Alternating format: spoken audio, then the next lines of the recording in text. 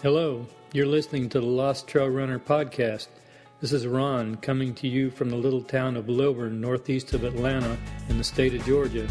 I do most of my running at Stone Mountain Park, which is approximately 6 miles from my palatial podcasting studio.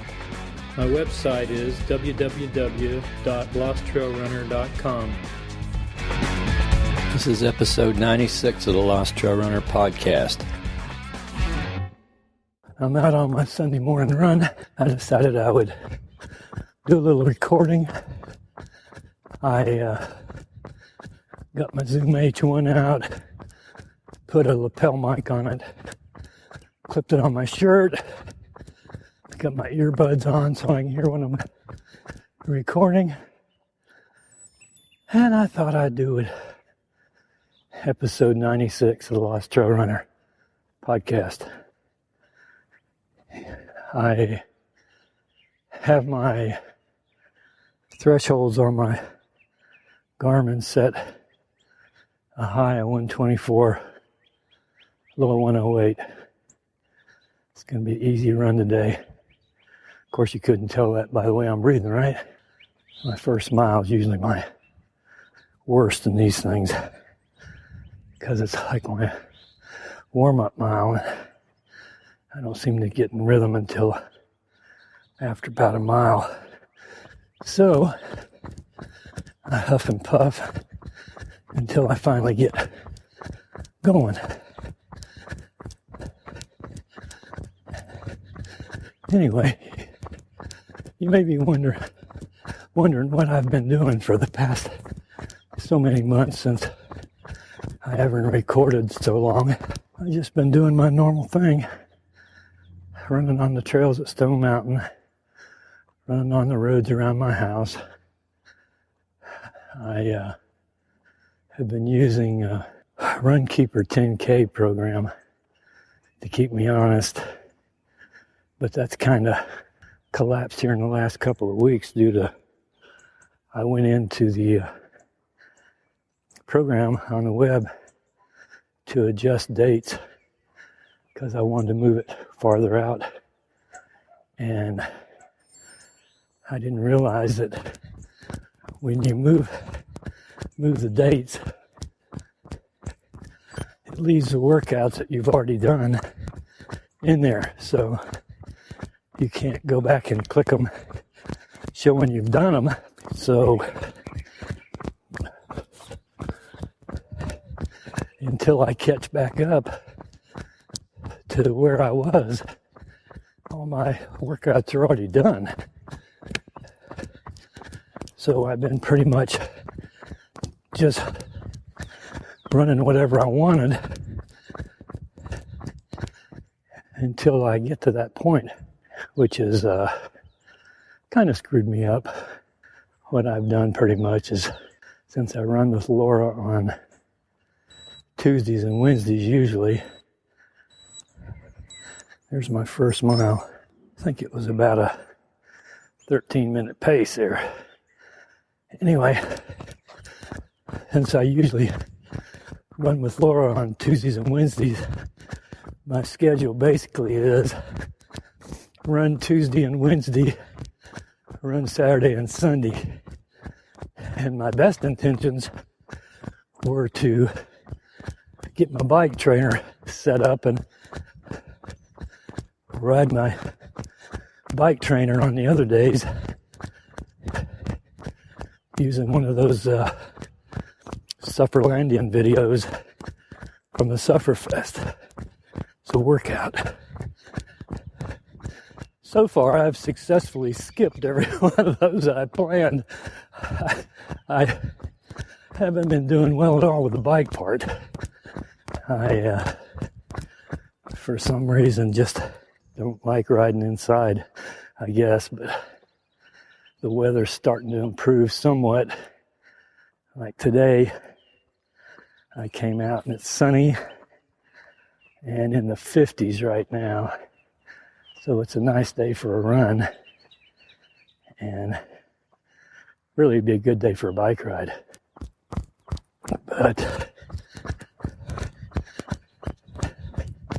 it's so much easier to run because you don't have all the paraphernalia, you know, with my bike. And I got to pump my tires up, and I got to put on my bike kit, and I got to put on my shoes with the cleats. I got to, you know, the whole thing.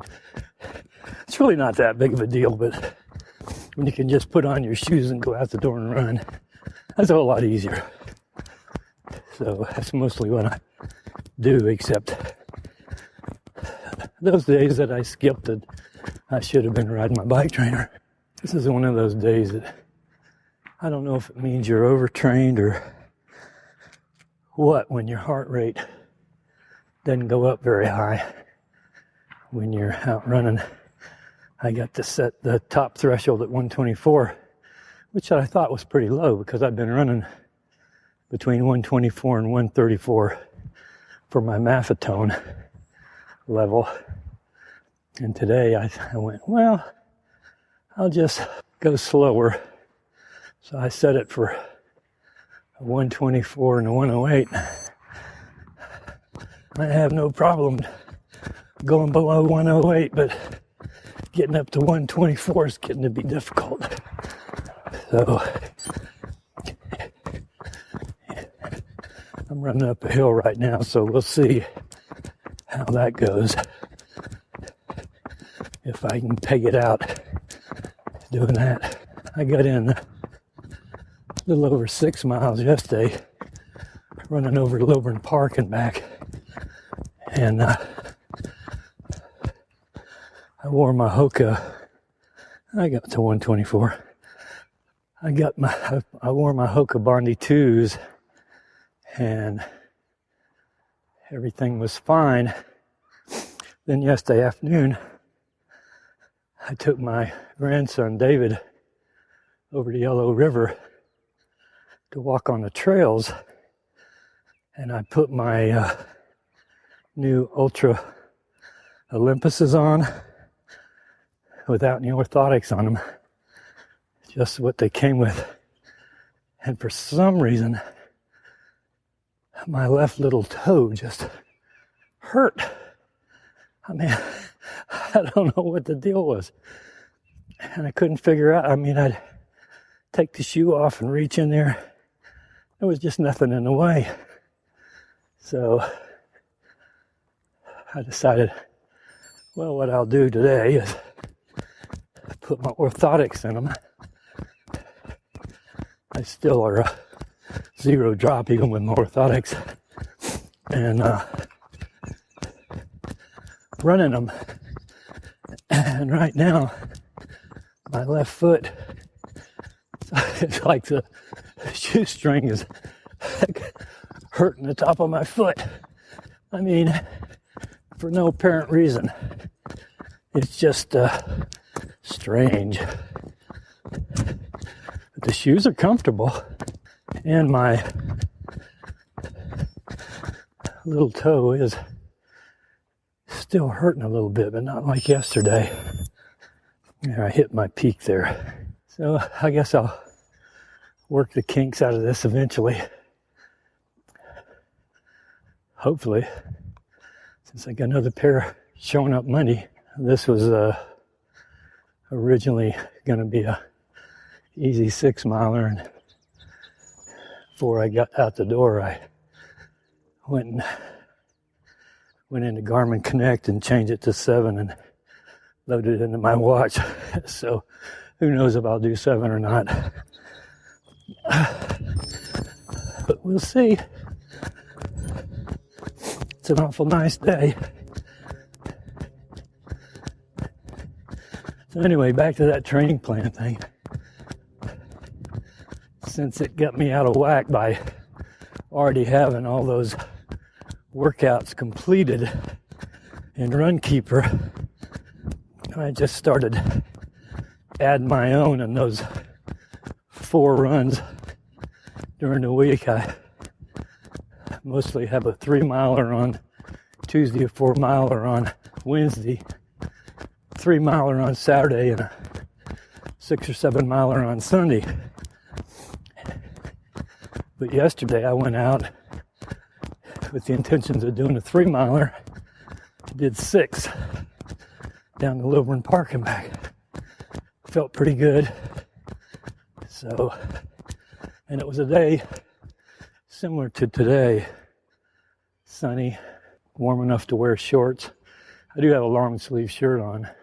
Using my heart rate to run and walk, I guess is still considered a Galloway type thing, but based on heart rate instead of time,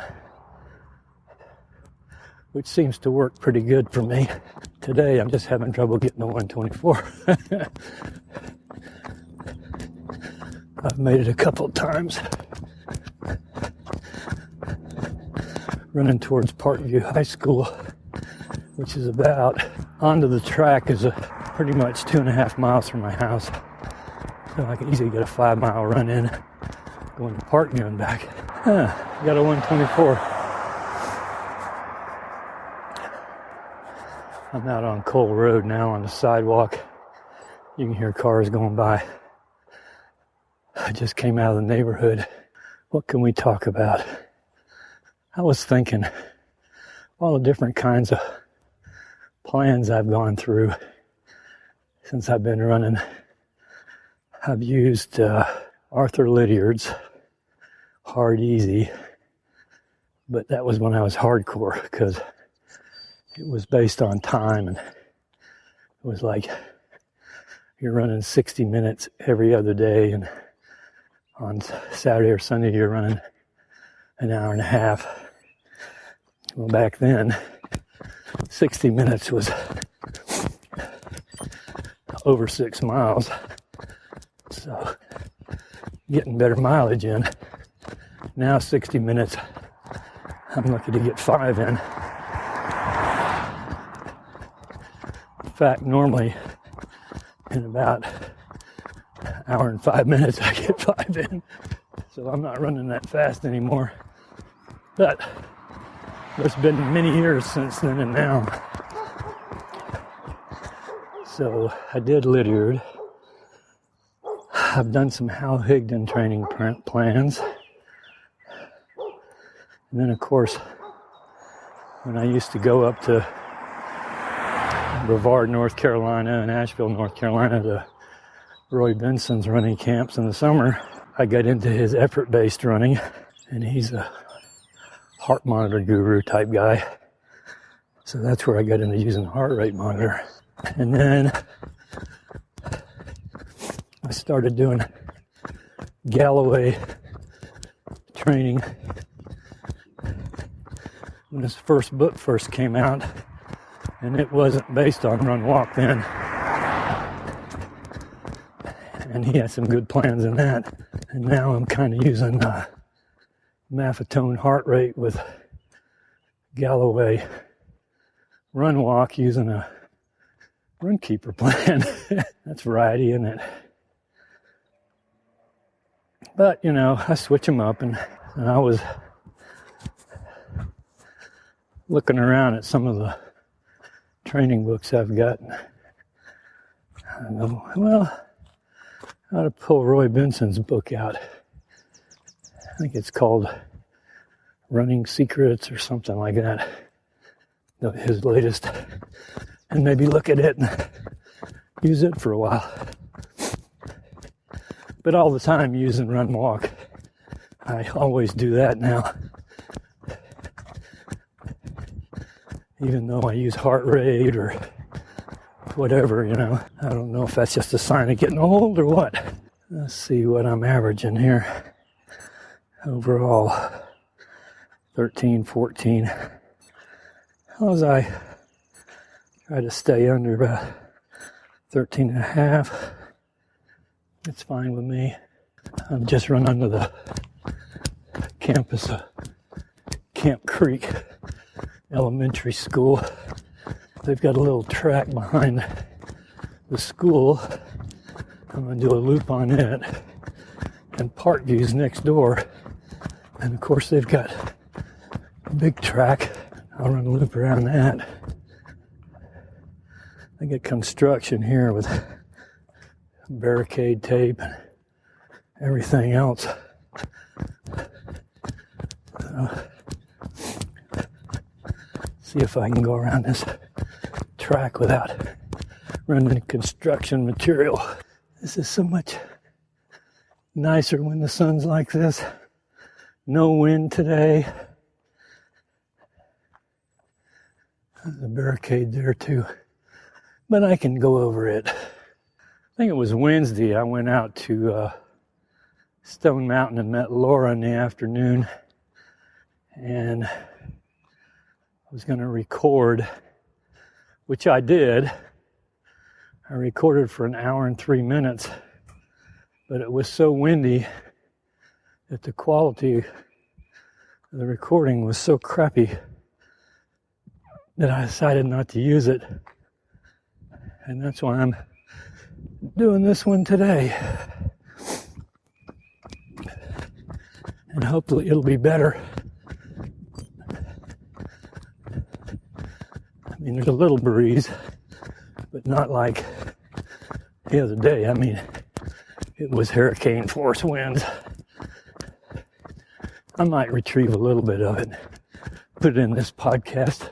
Well, let's get back to what I've been doing, because I haven't recorded since before the first of the year on this one.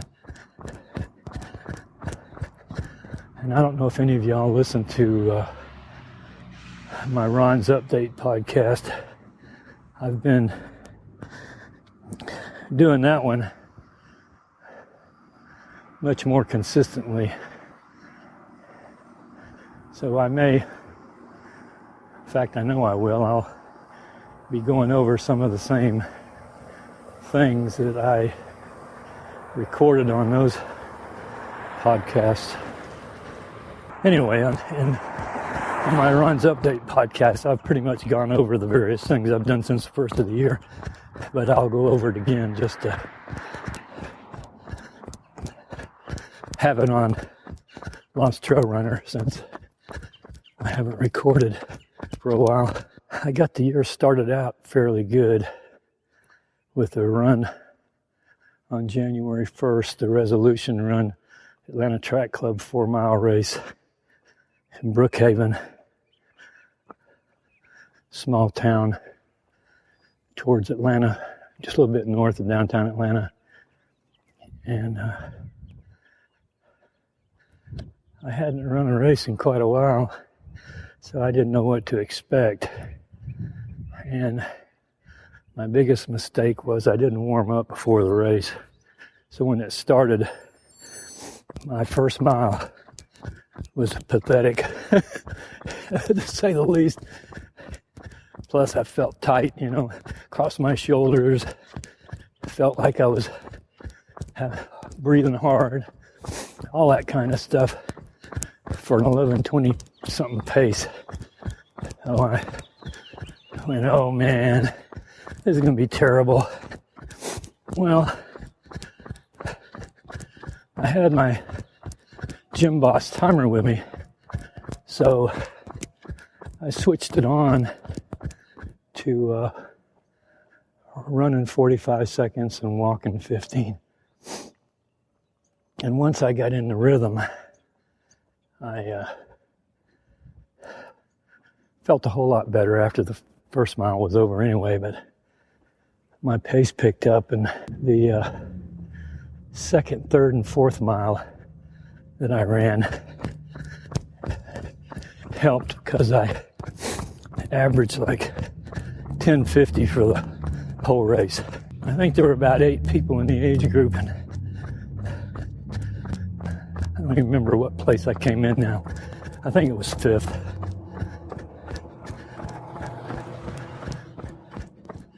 Four ahead of me, 3 behind me.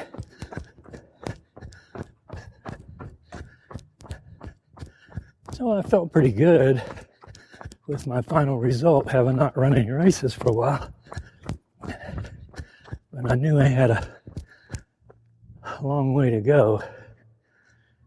So, and I was doing my Runkeeper training program during this period. And I kind of still am. So anyway, that was on the 1st of January. Then, I don't know if it was 2 weeks later. I think it was about 2 weeks later. The track club had a 5 and 10K race down in Peachtree City. So I went down there, and it was overcast, cloudy day, and I thought it was going to be a miserable race because the wind was blowing. But once I got going, I felt okay, and I think I ran my first mile pretty close to 10-minute pace. Even might have been a something like 9:58 in that range. And of course, the last 2 miles I did kind of slow down a little bit, but my average overall pace for that race was like 10:09, I think. So I dropped my first race from 10:50 pace to 10:09 pace. So I was going, well, that's a good improvement. Things are looking up. Then on February 7th, the track club had a third race. It was a 5K, Hearts and Souls 5K at Perimeter College in Panthersville, which is east of Atlanta. And I did some considerable warm-up before that race. I jogged around the parking lot quite a lot. And when the race happened, I felt pretty good. I go, well, that worked out. And plus, it's a good course. It's an out and back course. It runs out to a school. And then there's like a little loop in the school lot. Then you come back. So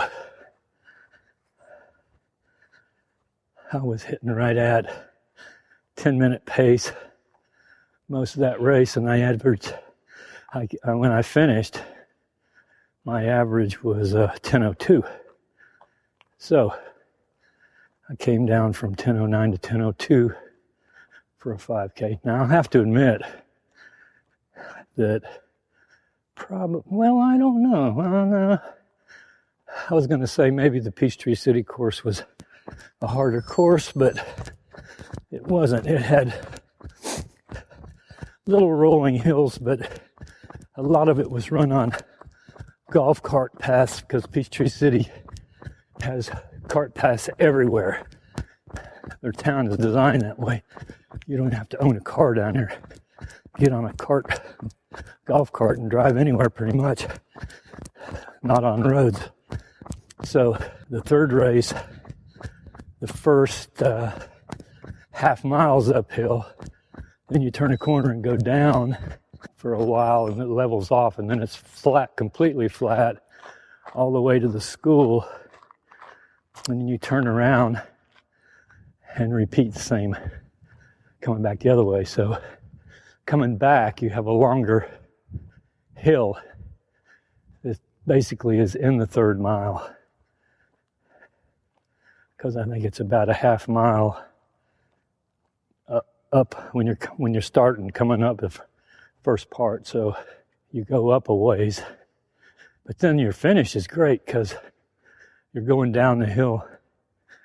You ran up the first mile to the finish. So I got a 10:02 average there, but I forgot what my age group place was now. I'd have to look it up. I've been hitting right around 5th and 6th in the age group. I've never finished 7th, 8th, or 9th. And I don't think I finished 4th. You get 20 points for 5th place, so I think 5th's the best I've finished. So I got that done. That was the 7th of February. And then on the 17th of February is the Run the Reagan, which is a race in Snellville, Georgia, and they have a 5K, a 10K, and a half marathon. And I had registered for the Galloway half marathon, the virtual half, because I wasn't able to run the race on the 14th of December. But he made an option where if you couldn't run, you could register for the race and run a time on a 13.1 course using your Garmin, or you could run another half marathon and turn your time in and get your shirt and medal for the Galloway half. So I said, I think I'll run that during the Reagan half.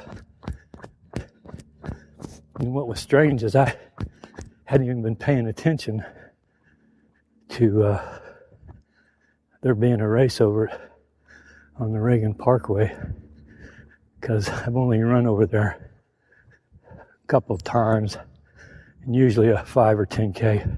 And what's cool about that, the Reagan Parkway runs from Snellville into Lilburn. And I would say it might be, well, they used to run a marathon on it, and I don't think they had to run 2 loops of it. So it could be 13 miles long, or it could only be about 6.5. I'm not sure which, because I had never run the half on it before. But my buddy Joe told me about the race the day before it took place. And they had late registration at Academy Sports in Snellville till about 8 o'clock at night on Friday night. And he told me Friday. So I go over there about 7:30 in the evening, registered for the race, went home, told my wife I was going to run the race in the morning, and got all my paraphernalia ready because it was going to be cold that morning. So I got my tights out and my shirts and hats and put my number on my belt and all that stuff, you know. And got my shoes set up and my socks. So all I had to do in the morning was hop up, take a quick shower, because I like to take a shower in the morning, and take off. And the race was at 9, so didn't have to get up super early. So everything was great until about 2 in the morning when my wife woke me up with excruciating pain in her chest. It wasn't getting better. So I ended up taking her to the emergency room at Northside Hospital about 2:30, and we were there till a little after 6 in the morning before they admitted her. And they had done MRI and all that stuff, and said her gallbladder was messed up. It would probably have to come out. I went home to get some sleep when they got her situated in her hospital bed, and I just couldn't go to the race. I had been up all night, and I just was I wasn't exhausted, but when you're a geezer, you know, you don't have the stamina for staying up all night like you did when you were a kid. So I tried to go to bed and get some sleep, which wasn't very successful. I managed. Then I went to see her that evening, and they were going to keep her, and I thought they were just going to operate on her then, but as it turned out, the next morning she called me, said be at the hospital about 10 o'clock. They were releasing her, and when I got there to pick her up, what they had done, she wasn't hurting anymore. They thought maybe she'd passed the gallstone, but a lot of cars on this road. They decided they would schedule her operation the next week. So that pretty much wiped out my Reagan run and Galloway virtual that weekend. And I thought I only had till March 1st to get that virtual half in, so I was gonna have to get it in by the 28th of February for it to count. The 28th was a Saturday morning. I may just turn this thing off and wait for the time when I get back in the neighborhood to start over, because there's too many cars and I can't take it. Okay, so I'll talk to you in a little bit.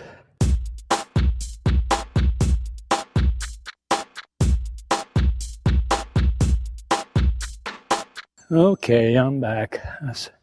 I'm back on the campus of Parkview High School right now, back by the baseball diamonds. And it's much quieter back here. Had to tap my mic to make sure it was still going. Anyway, as I said at the start here, this was originally a 6-miler, and I went onto my Garmin Connect and changed it to a 7-miler and put it in my watch. Well, in order to get home, it's going to have to be a 7-miler. I got in 5 right now, and at Parkview is a little over 2 to get back to the house, so 7-miler it is. Oh, I wanted to mention, first of the podcast, I was talking about my outtro Olympuses hurting my my little toe on my left foot. And then this morning, the shoestrings felt like they were cutting into the top of my foot. Well, all that's gone away. Everything's fine now. Foot's fine. Can even get my heart rate up to 124. But I'm just chugging along. Easy run walk. Using heart rate. Okay, where was I? Something about I didn't get to run the Reagan and get 2 races in, so I was under pressure, I felt like, because I thought that I had to get my half marathon in before March 1st. And February 28th was on a Saturday. So I just put my shoes on and my shorts on, and it just so happened that it was around 50-something degrees, fairly sunny, a little bit of breeze, but it was a comfortable, nice day. And I said, well, what I'm going to do is head out the door, and I'm just going to run and see what happens. And I put my timer on, running 20 seconds, walking 15, and I took off. And I ran from the house down some of the roads headed towards, of course you're not from around here, so it doesn't make any difference, but I went out of my neighborhood, got on Cole Road, which is the road Parkview's on, headed towards the Lilburn Park, turned left onto Arcado, then turned right onto Arcado when it turns right, because if you go straight, it changes into Stone Mountain Lilburn Road, and ran over to Rockbridge Road, down the big hill at Rockbridge to the Greenway Trail goes underneath Rockbridge Road, so it's got an intersection there where I got on the Greenway Trail and ran back towards Lilburn Park. So as it turns out, if I run through Lilburn Park on the Greenway Trail, all the way to the end of the Greenway Trail, that's just a little over, it's about maybe 6.7 miles. So it worked out perfect for doing my half marathon. So I had it out and back half.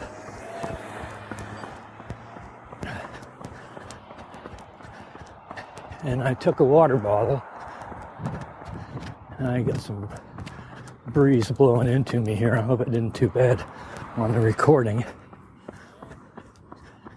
And I took some Cliff shot blocks. I think I had 5 of them, and 2 were like caffeine shot blocks. So at 3 miles, I ate 1 shot block, drank some water.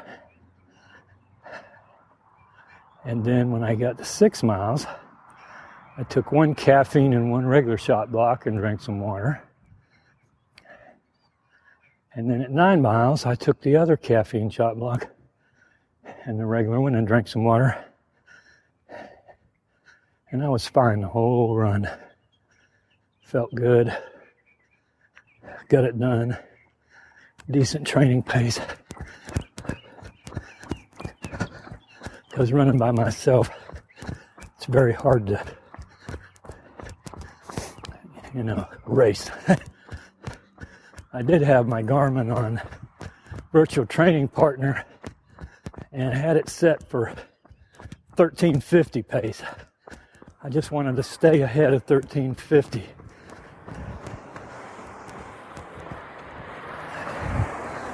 And it turned out that back on Cole Road again, you can hear the cars.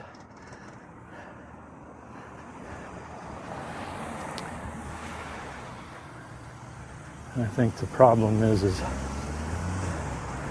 it's right around noontime on a Sunday morning.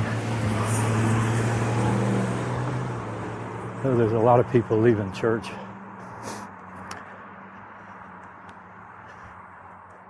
Of course, it being noontime and people leaving church, they're not Baptists, right? Because Baptists, they'll preach until they get tired of preaching.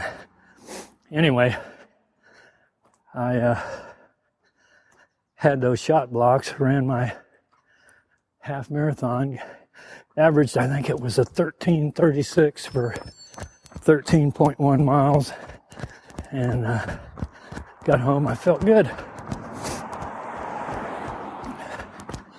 Not bad at all. And so I got my Galloway Virtual 13.1 done.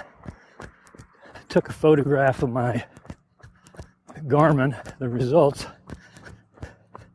And I also sent them a file just to be safe. Because what you do is you email them your results. And I didn't know if they wanted a file. So I sent them a TCX file from my Garmin. And I also sent them a photograph of my watch face with the result on there. In about 3 or 4 days, I got my medal and I got my t-shirt and everything's cool. So as it turns out, by the end of February, I had done 3 real races, all of them road races, short road races, and a half marathon, virtual half marathon, which I'm hard pressed to call it a race since I wasn't racing anybody and I only ran a training pace. But anyway, I felt good. And I've registered for a 5.4 mile trail race on the 14th of March, which is next weekend. So hopefully I'll make it through that race upright, you know. I've had some trail races when I spent some time on the dirt, so we'll see. I've run this course a couple of other times, so I'm familiar with it. So got a combination of dirt road, single track, a little bit of everything. And on the single track part, it's a lot of roots and rocks. It's something you run into in Georgia when you run on trails. Well, I made it back in the neighborhood, so now what do I hear? A chainsaw. No cars, but a chainsaw in the background. I guess I'll finish this recording up with these melodious sounds of the chainsaw in the background. So I'll see you next time.